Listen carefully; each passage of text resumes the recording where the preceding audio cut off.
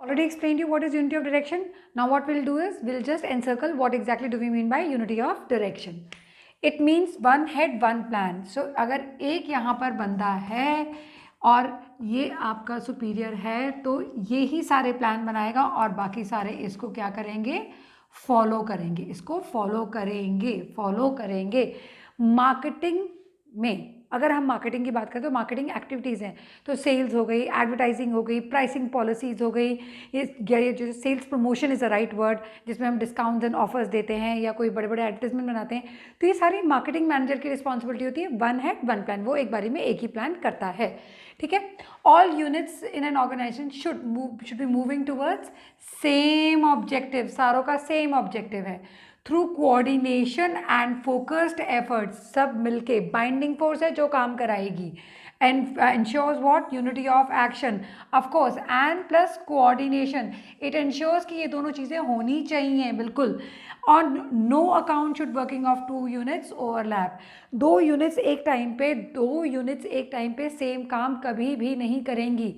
आप एक ही टाइम पे दो चीज़ें नहीं कर सकते। Like I gave you example of conducting a test, आप पांचों टेस्ट एक ही टाइम पे नहीं कर सकते, एक बार में आपका दिमाग एक ही चीज़ पे चल सकता है। तो मार्केटिंग वाले अगर बात कर रहे हैं एडवर्टाइजिंग की, तो एडवर्टाइजिंग पे पहले कॉन्सेंट्रेट करेंगे, लेकिन मार्केटिंग मैनेजर हेड करेगा। अगर सेल्स प्रमोशन की बात कर रहे हैं तो सेल्स प्रमोशन पे कॉन्सेंट्रेट करेंगे, कौन हेड करेगा, मार्केटिंग मैनेजर। एक साथ सारी एक्टिविटीज़ करके आप अपनी ऑर्गेनाइजेशन का बट्टा बिठा रहे हैं, ये करने की ज़रूरत नहीं है। Unity of direction. नेक्स्ट आता है हमारा centralization and decentralization. Centralization decentralization मतलब क्या, एक सोल प्रोप्राइटरशिप ऑर्गेनाइजेशन है, ठीक है, एक छोटी सी ऑर्गेनाइजेशन है, सोल प्रोप्राइटरशिप, मालिक है, उसके 2-3 नौकर हैं, सारा काम चल रहा है, सारी पावर सोल प्रोप्राइटर के हाथ में है, सारे के सारे वर्कर्स उससे पूछते रहते हैं, सारी पावर उसके हाथ में है, सारी डिसीजन मेकिंग। सेंट्रलाइजेशन वही जो छोटी सी ऑर्गेनाइजेशन बड़ी हो जाती है, कंपनी बन जाती है। अब क्या है, अगर मालिक सारा कुछ अपने हाथ में रखेगा तो काम कभी नहीं होगा, तो वो क्या करता है, अलग अलग लेवल पे अलग अलग लोगों को डिप्यूट कर देता है और अपनी पावर थोड़ी थोड़ी सबको दे ही जाता है। तो वो क्या हो जाती है, डिसेंट्रलाइजेशन। मतलब क्या, सेंट्रलाइजेशन का मतलब क्या, concentration of authority at top level, centralisation dispersal of authority at to the lower most level, top middle lower most level is decentralisation. So अगर हम बात कर रहे हैं सेंट्रलाइजेशन की, एक सिंपल सी आप मैकडॉनल्ड्स ले लो, जब वो शुरू हुई थी तो सेंट्रलाइज ऑर्गेनाइजेशन थी, फ्रेंचाइज बनी तो डिसेंट्रलाइज्ड हो गई। सो कहीं भी छोटी ऑर्गेनाइजेशन होती है, छोटी कम एक्टिविटीज़ होती है, सेंट्रलाइज्ड होती है, जैसे जैसे ऑर्गेनाइजेशन बड़ी हो जाती है वो डिसेंट्रलाइज बन जाती है। आप पूछोगे कि मैम सेंट्रलाइजेशन डिसेंट्रलाइजेशन क्या होना चाहिए, मैं कहती हूँ दोनों में बैलेंस होना चाहिए। फ्योल भी यही कहते थे कि दोनों में बैलेंस होना चाहिए, क्योंकि हमें सेंट्रलाइजेशन डिसेंट्रलाइजेशन दोनों चाहिए। कुछ एक मेजर डिसीजन होते हैं जो टॉप मैनेजर के पास अपने पास रखने चाहिए, टॉप लेवल को, और एक कुछ डिसीजन होते हैं जो लोअर लेवल तक दें ताकि बाकी लोग मोटिवेटेड रहे काम करने के लिए। मैंने यहाँ पर कुछ आपके लिए लिखा है जिसमें मैंने ब्लैंक छोड़ा है, वो अभी हम बात करेंगे। क्या है, ये रहा हेड, इसके पास सारी अथॉरिटी है, तो ये क्या है, सेंट्रलाइजेशन का एग्जाम्पल है। जब ये अथॉरिटी तीनों लेवल तक चली जाती है तो ये किस चीज़ का एग्जाम्पल बन जाता है, डिसेंट्रलाइजेशन का। Top management it is most decision, ये क्या है, सेंट्रलाइजेशन है। Sharing of authority to lower most level क्या हो जाएगा, डिसेंट्रलाइजेशन। स्मॉल ऑर्गेनाइजेशन में सेंट्रलाइजेशन होती है क्योंकि क्या होती है, यहाँ पर लेस एक्टिविटीज़ होती है, काम कम होता है यहाँ कंपैरेटिवली। लार्ज ऑर्गेनाइजेशन में ज़्यादा एक्टिविटीज़ होती है, मोर एक्टिविटीज़, तो हम किस चीज़ पे कॉन्सेंट्रेट करते हैं, डिसेंट्रलाइजेशन पे। Everything that decreases workload of subordinate का काम कम हो गया, तो ये क्या है, ये है सेंट्रलाइजेशन, ठीक है। ये क्या हो गया, हमारे वर्कर्स का वर्कलोड कम हो गया, उनसे कुछ पूछ ही नहीं रहे, कौन कर रहा है सारा काम, बॉसेस कर रहे हैं। Everything that increases workload of subordinate, सबको काम मिल गया भाई, ये क्या हो जाएगा, ये हो जाएगा डिसेंट्रलाइजेशन। अगर आपने अपनी अच्छी तरह से एसएसटी पढ़ी है तो पंचायती राज किस चीज़ का एग्जाम्पल है, it is an example of decentralization, same चीज़, right? So we have done 2 more principles. Right now we are going to next principle, authority and responsibility. Authority का मतलब क्या होता है, अथॉरिटी हमने कितनी बारी बोला, पावर है ना, यहाँ पर जो पावर होती है, अथॉरिटी मतलब पावर। हम पावर को क्या करते हैं, मिसयूज़ करते हैं, कभी भी नहीं भाई। जो हम बॉसेज हैं हम अथॉरिटी को अच्छी तरह से इस्तेमाल करते हैं। हम सिर्फ बड़ा सिंपल सा काम करते हैं, अथॉरिटी ना थोड़ी सी शेयर करते हैं, किसके साथ शेयर करते हैं, अपने सबॉर्डिनेट के साथ। क्यों शेयर करते हैं, हम उसको बोलते हैं रिस्पॉन्सिबिलिटी देते हैं, बेटा ये काम कर लो, आप बोलो कि नहीं जी मैं तो सिर्फ काम दूंगा, मैं तेरे को कोई अथॉरिटी नहीं दूंगा, अपने सबॉर्डिनेट को आप ये कहते हो, सबॉर्डिनेट कहेगा मैं पागल हूँ, मैं काम करता रहूँ, मेरे पास कोई पावर नहीं है, मैं कोई डिसीजन नहीं ले सकता, मैं आपकी सारा टाइम वेट करता रहूँ, काम कैसे खत्म होगा? ये ट्रू है, ये ट्रू है। कैसे, वो बताती हूँ मैं आपको भी। सो अथॉरिटी का मतलब क्या होता है कि आप अपने डिसीजंस ले रहे हो और हर चीज़ के लिए, हर छोटी छोटी बात के लिए आप किसके पास नहीं जा रहे हो, आप अपने बॉसेस के पास पूछने नहीं जा रहे। एग्जाम्पल लेते हैं, एक बॉस है एक ऑर्गेनाइजेशन में, राइट?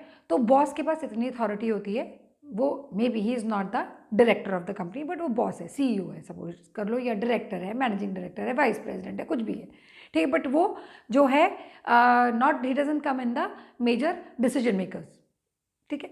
अब क्या है, आप उसके पास जाते हो कोई चीज़ की छुट्टी की परमिशन लेने जाते हो, वो कहता है अभी बॉस से पूछ के बताता हूँ, बॉस से पूछता है, फिर आपको बताता है, आपको छुट्टी दे देता है। आप उसके पास जाते हो, सर मेरे को ना 1 घंटे के लिए ऑफ लेना है, मेरे घर में कोई बीमार है, मुझे हॉस्पिटल जाना है, वो फिर बॉस से पूछने जाता है, फिर आपको परमिशन देता है। तो फिर वो बॉस का चीज़ का है, किसी भी चीज़ का बॉस नहीं है। He will not run for every petite thing to his bosses, he will take decision there and then give you the छुट्टी, make you go home, next day you will be answerable for whatever is to be done और what is not done. क्या है, जब हमारे पास कुछ एक rights होते हैं कुछ डिसीजन लेने के लिए, हम कहते हैं कि हाँ भाई हमारे पास अथॉरिटी है। रिस्पॉन्सिबिलिटी क्या है, ऑब्लिगेशन, जो हमने आपको काम दिया उसको पूरा करने के लिए हम कहते हैं अथॉरिटी होनी चाहिए और रिस्पॉन्सिबिलिटी भी होनी चाहिए। जितनी आप बंदे को रिस्पॉन्सिबिलिटी देते हो उसके बराबर की अथॉरिटी दो। क्यों कहते हैं, भाई मेरे पास अथॉरिटी है पर मैं बिल्कुल रिस्पॉन्सिबल नहीं हूँ। कौन होते हैं ऐसे? गुंडे, पावर है लेकिन कोई रिस्पॉन्सिबिलिटी नहीं, आज का गुंडा राज, क्या करेंगे, अथॉरिटी का मिसयूज़, ये फोड़ा वो तोड़ा, सब कुछ खत्म। रिस्पॉन्सिबिलिटी है, अथॉरिटी नहीं है, काम दे दिया, अथॉरिटी नहीं दी। पहले आपके पास क्या थी, अथॉरिटी थी पर आपकी रिस्पॉन्सिबिलिटी नहीं थी, कोई फर्क नहीं पड़ता। अब क्या दे दिया आपको, रिस्पॉन्सिबिलिटी दी, लो बेटा सारी रिस्पॉन्सिबिलिटी लो, अथॉरिटी। तुम क्या कहोगे, मैंने नहीं करना काम, मैं क्यों काम करूँ, मेरे पास पावर तो है ही नहीं डिसीजन लेने की। भाई तुम्हारे से कोई, आप तुम्हारे साथ का कोवर्कर या तुम्हारा जो अंडर काम कर रहा है वो कोई चीज़ मांगने आता है कि सर थोड़े से ना रिसोर्सेज वेस्ट हो गए प्रोडक्शन के लिए, हमें थोड़ी यूनिट्स और चाहिए, रॉ मटेरियल और चाहिए, तो बोलो मेरे पास तो स्टोर की चाबी नहीं है, चाबी तो बॉस के पास है, वो आएगा तो देगा, सब काम के लिए बैठे रहो, कुछ भी नहीं होगा। रिस्पॉन्सिबिलिटी है पर क्या नहीं है, अथॉरिटी टू एक्सेस थिंग्स नहीं है, तो इनकम्प्लीशन ऑफ टास्क, तुम्हारा इंटरेस्ट ही नहीं रहेगा, तुम कहोगे जी मेरे को नहीं करना। तो क्या होना चाहिए, अथॉरिटी और रिस्पॉन्सिबिलिटी बराबर होनी चाहिए, because these two are corollary to each other, दोनों एक दूसरे के बिना अधूरी हैं, दोनों एक दूसरे के बिना इनकम्प्लीट है। एक बात मैं बताना भूल गई, अथॉरिटी कितने तरह की होती है, अथॉरिटी 2 तरह की होती है। एक होती है तुम्हारी authority as per your job position, जो तुम्हारे को दी जाती है। एक तुम्हारी पर्सनैलिटी की अथॉरिटी होती है। तो कई बार क्या होता है ना, लोगों की पर्सनैलिटी ऐसी होती है, अगर तुम एक्चुअली दिमाग लगा के देखो, हिटलर को देख के कभी उसकी अथॉरिटी की रियलाइजेशन नहीं होती थी, लेकिन जिस पोजिशन पर वो था उससे उसकी पता चलती थी, सब करते थे हे हिटलर करते थे ना। सो क्या है, अथॉरिटी किस तरह की होती है, एक सोशल अथॉरिटी और एक आपकी पर्सनालिटी की अथॉरिटी। एक तो आपकी पोजीशन की जॉब की अथॉरिटी होती है और एक आपकी पर्सनालिटी की अथॉरिटी होती है। ऑलराइट, सो हम आते हैं अथॉरिटी और रिस्पॉन्सिबिलिटी पे। अथॉरिटी का मतलब क्या होता है, right of subordinate to take decision without the permission of superior. Responsibility का मतलब क्या होता है, obligation to perform the assign task, जो आपको दिया है टाइम पे करना है। अथॉरिटी ऑफिशियल होती है, पर्सनल होती है, पर्सनल आपकी पर्सनैलिटी के हिसाब से, ऑफिशियल आपको जॉब के हिसाब से दी जाती है। Relationship between authority and responsibility, ये रिलेशनशिप क्या कहता है कि अगर आपके पास अथॉरिटी है, लेकिन ये यहाँ पर क्या लिखा हुआ है, माइनस लिखा हुआ है, अथॉरिटी है और रिस्पॉन्सिबिलिटी नहीं है तो मिसयूज़ होगा अथॉरिटी का। रिस्पॉन्सिबिलिटी है और अथॉरिटी नहीं है तो काम कंप्लीट नहीं होगा। दोनों क्या होने चाहिए, बराबर होने चाहिए। Responsibility is corollary to authority, both go hand in hand, दोनों एक दूसरे के बिना अधूरे हैं, दोनों different sides of same coin है। हमने क्या करा, principle of authority and responsibility. Next we come to remuneration. Remuneration किसको, एम्प्लॉयज। रेम्यूनरेशन क्या होती है, खुशी, माया। आप ऑर्गेनाइजेशन ज्वाइन करते हो किस लिए, सिर्फ उस माया के लिए। कॉम्पनसेशन कैसी होनी चाहिए, फेयर, क्या देनी चाहिए आपको, रीजनेबल स्टैंडर्ड ऑफ लिविंग देनी चाहिए। Of course yes. अब पता है ऑर्गेनाइजेशन की क्या प्रॉब्लम है, ऑर्गेनाइजेशन कहते हैं कि भाई हम रेम्यूनरेशन देंगे as per hour paying capacity, जितनी हम पे कर सकते हैं। आपने काम करना है आप करो, आपने नहीं काम करना आप चले जाओ। लेकिन हाँ, जब तक आपको सेटिस्फैक्शन हो रही है ना वहाँ काम करने की ऑर्गेनाइजेशन में, जब तक आप मोटिवेटेड हो ऑर्गेनाइजेशन में काम करने के लिए, तो जो रेम्यूनरेशन है वो बिल्कुल ठीक है। अब आपको पता ही होगा कि आज की डेट में जो है एक स्टैंडर्ड सेट हो रखा है, एक स्टैंडर्ड मेंटेन हो रखा है रेम्यूनरेशन देने के लिए, और सबको उसी तरह की रेम्यूनरेशन मिलती है। कोई पार्शियल व्यूज़ नहीं होते कि इसको कम सैलरी देनी है, इसकी शक्ल अच्छी है तो इसको ज़्यादा सैलरी देनी है, ऐसा कुछ नहीं होता। सो रेम्यूनरेशन हर एक ऑर्गेनाइजेशन में ऑफ कोर्स उसकी पेइंग कैपेसिटी के हिसाब से होती है। हाँ, जो डिफरेंस आता है कि आप अगर गूगल में काम कर रहे हो तो आपकी सैलरी ज़्यादा होगी, लेकिन उसी तरह की कोई और कंपनी है, गूगल जैसी तो नहीं बट उसी तरह की किसी और कंपनी में काम कर रहे हो, आपकी सैलरी कम होगी। आपने नहीं काम करना, आप छोड़ के जा सकते हो। कंपनी कहती है हमारी तो पेइंग कैपेसिटी यही है, ये आपकी मर्जी है आप कितनी सैलरी में काम करते हो। ऑफ कोर्स उस कंपनी का टर्नओवर के हिसाब से वो अपनी सैलरी डिप्यूट करती है, पर आप किस लिए काम करते हो? आप रेम्यूनरेशन के लिए काम करते हो। तो इस प्रिंसिपल को हम कैसे समझते हैं?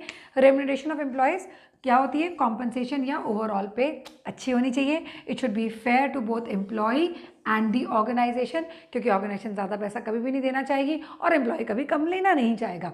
Employ should be paid fair wages. अब भाई देखो, मुझसे बात करो तो अगर तुम मुझसे कहो ना कि मैम आपको कितनी सैलरी मिलती है, मैं हमेशा बोलूँगी कम मिलती है, पीनट्स है जी सैलरी। तो सैलरी हर किसी के लिए पीनट्स ही होती है, लेकिन ऑर्गेनाइजेशन कहती है हम ये फेयर वेजेस दे रहे हैं, तो fair wages standard of reasonable standard of living के लिए गुड है।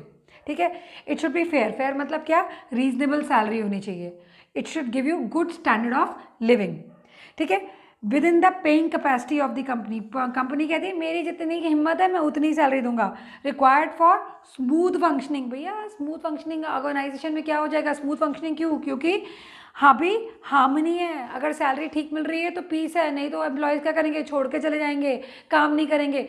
सो स्मूथ फंक्शनिंग के लिए आपको अच्छी सैलरी देना ज़रूरी है, पीस मेंटेन करने के लिए, ताकि कोई डिसहार्मनी ना हो। और साथ में जितनी अच्छी सैलरी होगी ना, एम्प्लॉयज़ उतने इंस्पायर्ड रहते हैं काम करने के लिए। तभी तो आपको दिवाली के बोनस दिए जाते हैं, तभी आपको अच्छा करने के लिए इंसेंटिव्स दिए जाते हैं। ये सारा क्या है? It is to motivate you to work in the organization. ये फ्योल ने देखो कितने टाइम पहले 1916 में डिस्कस किया था कि भाई सैलरी कैसी होनी चाहिए? रीजनेबल होनी चाहिए। ऑफकोर्स यस, वो तब से लेकर आज तक यही बात को प्रूव करती है कि यस सैलरी रीजनेबल होनी चाहिए। Next principle is principle of equity. Equity मतलब fairness to all, no discrimination on the basis of sex, caste, religion, nationality. People working in one organization at one post should get the same or equal wage rate. Justice and kindness ये सारी taglines है। एक आम आदमी के लिए equity में और इक्वालिटी में क्या फ़र्क होगा? अगर हम एक आदमी पूछे कि भैया मैं आप इक्विटी और इक्वालिटी में क्या फ़र्क लेकर आ रहे हो, तो क्या है फ़र्क इसमें? जब हम फ्योल के प्रिंसिपल की बात करते हैं इक्विटी की, तो हम बात कर रहे हैं फेयरनेस टू ऑल। जो ऑर्गेनाइजेशन में लोग काम कर रहे हैं सबको फेयर ट्रीटमेंट मिलना चाहिए, यानी कि अपनी लेवल के हिसाब से top level, middle level, lower level, ये है क्या? इक्विटी। लेकिन जब हम इक्वालिटी की बात करते हैं एक जनरल आदमी, एक लेमैन के लिए कि इक्वालिटी का क्या मतलब है, तो इक्वालिटी का मतलब कि आप कहीं पे राशन की लाइन में खड़े हुए हैं या आप किसी भी क्यू में खड़े हुए हैं, तो हु विल बी प्रेफर्ड मोर? जो टॉप लेवल पे उसको प्रेफरेंस मिलेगा और जो लोअर लेवल पे उसको प्रेफरेंस नहीं मिलेगा। जैसे आप क्यू में खड़े होंगे वैसे ही। सो आप सब बराबर हैं वहाँ पर एज ह्यूमन बींग्स। एक कंप्लीट कंट्री में आप लोग फ्री विल के जैसे हमारी डेमोक्रेसी है वहाँ पर फ्री विल पर्सन हो, तो ये आपके लिए इक्वालिटी है। लेकिन ऑर्गेनाइजेशन में इक्विटी का मतलब क्या है? कि जो बॉस है वो सबको बराबर ट्रीट करे। इंदिरा गांधी का एक नाम सुना है आपने? She was the CEO of PepsiCo. She was Indian by nationality, okay, and she was working in a multinational which was not based in India, right, based in USA. Now सुंदर Pichai Google के head हैं भाई, क्या हैं? Indian by nationality, but then Google is not Indian. So see, try and understand equality या equity का क्या मतलब है। इक्विटी का मतलब है कि कोई डिस्क्रिमिनेशन नहीं होना चाहिए। मैं आपको एक बहुत छोटा सा एग्जांपल देती हूँ। Just because you are a woman you are paid less and you are another person is of other gender, he is a male, will be paid more. Literally हमारे जितने भी फिल्म इंडस्ट्री के लोग हैं उन्होंने मोर्चा उठाया था। साउथ में women actresses, female actresses are paid less than the male counterpart. They really raised a morcha, and after some time, as on date, today, in Bollywood, I'm not talking about Tollywood, I'm talking about Bollywood. Here, women are paid equal or maybe a little more sometimes, or maybe equal to the male counterpart, which happened with whom? Many latest actresses like Deepika Padukone, Priyanka Chopra, they made this basic change. Can you imagine? So पहले same काम करने के लिए, एक movie में काम करने के लिए women were paid less and men were paid more. चाहे वो वुमेन रिलेटेड थीम थी, चाहे जो भी मर्जी था, लेकिन दिस डिस्क्रिमिनेशन वाज देयर। तो ये डिस्क्रिमिनेशन नहीं होना चाहिए। People working in the same organization should be treated in the same way. आइए इक्विटी को पूरी तरह से समझते हैं। इक्विटी का मतलब क्या है? Fairness to all. Employees should be treated with justice and kindliness. Manager should be fair and impartial, no cheating.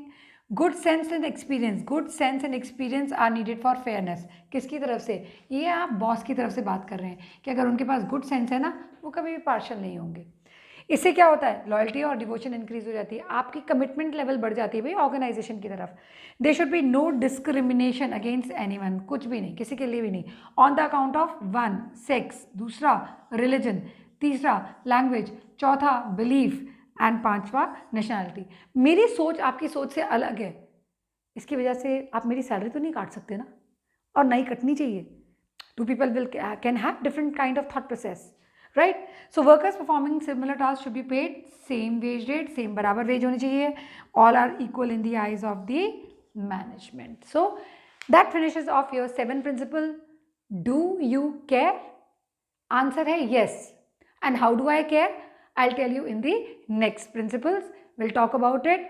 But abhi we are just finding off with just 7 principles. I hope you are able to understand the principles. Enjoy the video.